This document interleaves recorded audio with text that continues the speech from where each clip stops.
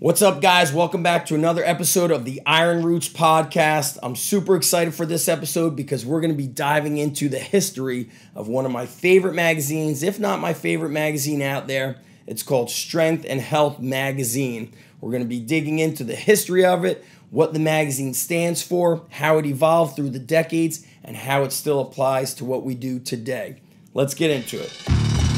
This is PLAE's Iron Roots, a podcast dedicated to uncovering the strength legends, the training methods, and the stories around physical culture and iron history. I'm your host, Zach Even-Esh. Grab yourself a protein shake, chalk up, and prepare to travel back in time through some of the most awe-inspiring stories of iron history. It's go time. Now, this magazine was purchased by Bob Hoffman. The original magazine, I believe, was just called Strength. And this magazine was essentially the strength and conditioning magazine of the early days from close to 100 years ago. Some of the articles that I'm going to go through are from the 70s, 60s, and I believe I've got a magazine from the 40s where things are still applicable today. But the way I want to kick this episode off is by reading with you a letter from Bob Hoffman where he says, "Strength and Health begins its 40th year."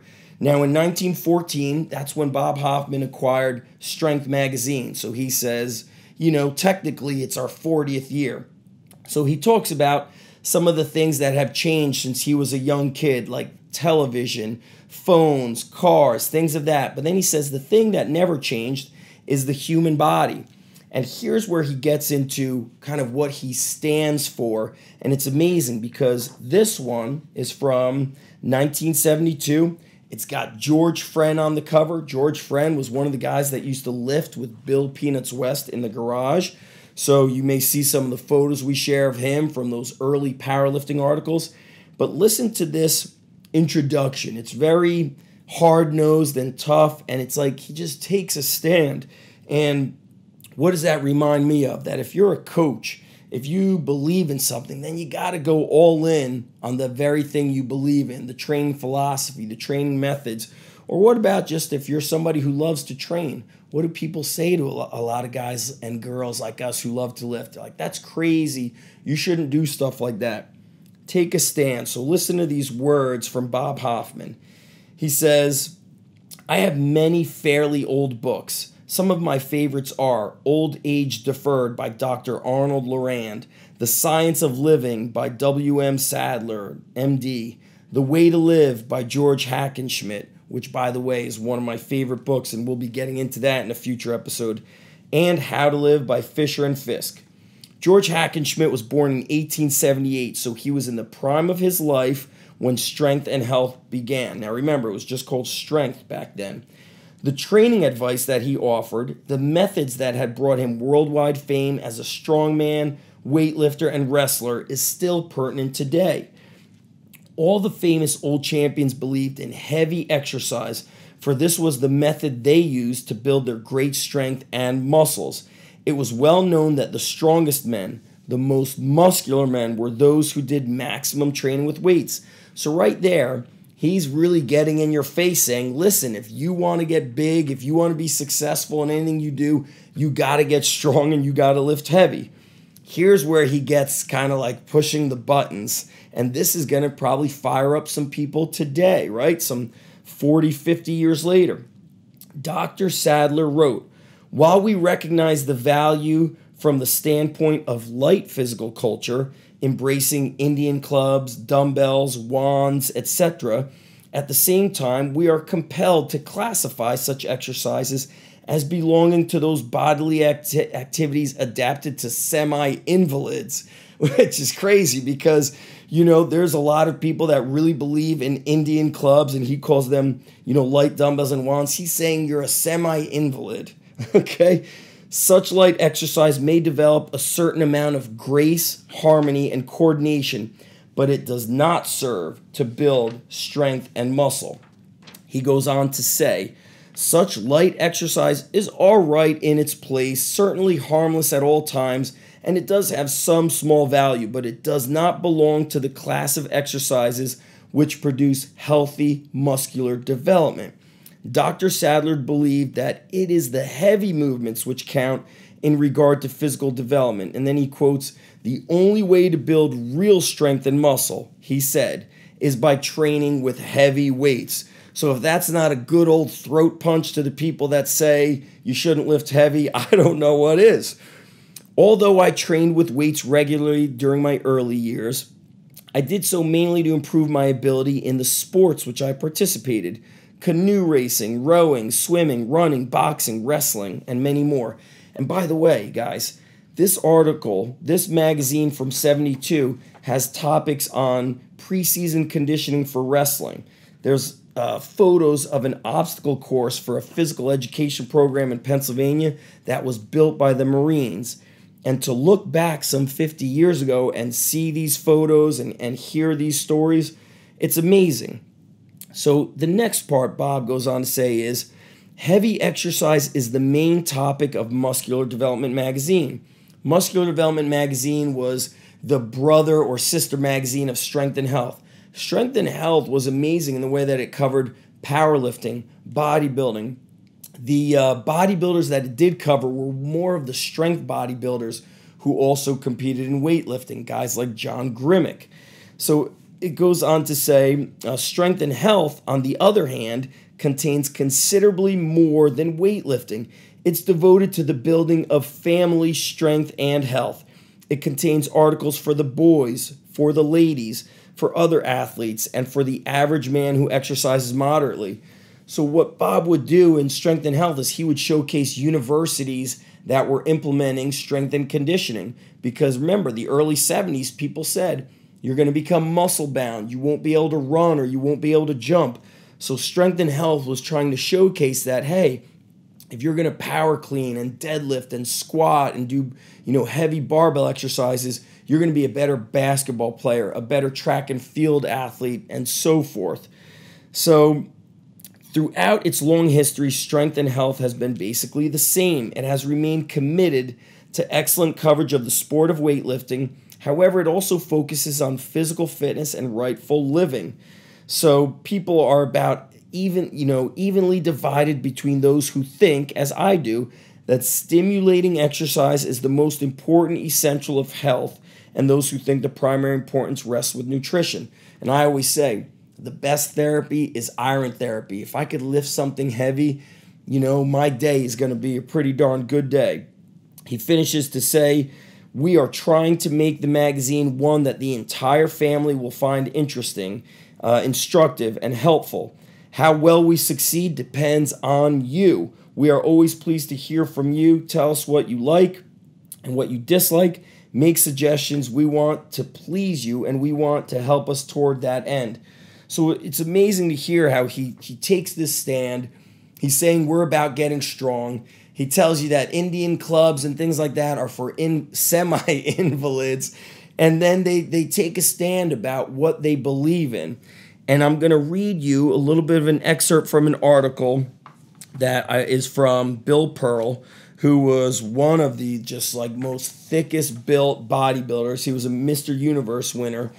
And listen to the title of this article. The article was called, or is called, "There Are No Secrets." And you got a photo of Bill Pearl just looking like a tank. I'm just going to read a short excerpt from you, and here we are 50 years later, how it still applies. For those of you who dream of becoming a champion, I could say the only secrets are hard work and the knowledge of knowing what works for you. None of the champions have special equipment they secretly train on. They are not eating anything you couldn't eat if you researched proper nutrition. It is all a matter of being blessed with a body that responds to exercise. So he's being genuinely honest. He's saying, listen, it's going to be hard work, it's nutrition, and yes, it's genetics. The symmetry and the proportions that are pleasing to the eye depends on your genetics, he says. With competition becoming stiffer each year, more emphasis must be placed on these aspects if you intend to become a champion. And I love that he's touting the truth. But of course, inside Strength and Health magazine were some of the most amazing advertisements for equipment that you could purchase from York Barbell, or some of the Hoffman weight gain or crash weight gain stuff. And it was just inspiring. Now let's go back to 1942. Here's a copy of 1942 Strength and Health. You could see, I can't imagine who was probably very scared to purchase this at the local newsstand. And the title of this article says, "More work and more weight is what you need." Check it out. So what is he saying? Lift heavy, go hard. Like, that's the only way you're going to get strong and get big. And as the 60s, 70s, and 80s went on and powerlifting and Olympic lifting became popular, they covered all of these competitions, many of which were being held and sponsored by the YMCA. So those of you listening or watching, if you were part of that like 70s and 80s YMCA culture, you were able to experience these quote unquote old school gyms that the YMCA, which I actually used to train at. I want to share with you one last thing, because we're in an era where there's so much confusion with nutrition, how to eat, and what brings me back to Strength and Health magazine so much is the power behind the simplicity. And also, you know, part of me secretly hopes that my son, when he gets older, will just come down to my office and kind of lose himself amongst all the books and not go on Instagram and YouTube and follow like the most popular guy with the most views and come to this, which this article is from 1968. You could see Bill Pearl on the cover, okay, built just like a tank, amazing. And this series of articles is written by John McCallum, and he actually has a book out that you could get from Iron Mind. And the book is called Keys to Progress, and it was basically all these articles that he wrote. Now, this article came out in 1968. We're recording this in 2018, right? So that's 50 years later, and we hear about the ketogenic diet. Well, this diet by John McCallum was called the Definition Diet. Now, if I go back to just read you a little excerpt from it, he talks about how you want to get leaner, and what does it include? He says you don't cut calories, you don't even count them, you don't restrict the amount of food you eat, you simply don't eat any carbohydrates at all. 50 years ago, guys, ketogenic diet, all right? As they say, what's old is new.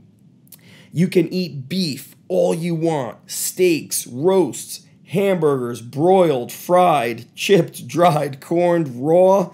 He goes, raw, even if you like it that way. You could eat pork chops, sausage, ham, bacon, spare ribs. Here's where it gets a little bit funny. You can eat most seafood, and I think he mentioned somewhere rabbit. Yeah, you can eat poultry, chicken, turkey, goose, pheasant, duck. That's good. He talks about the seafood, talks about butter, cheese, eggs, caviar. You can eat rabbit, mutton, unsaturated oils, and black tea or coffee.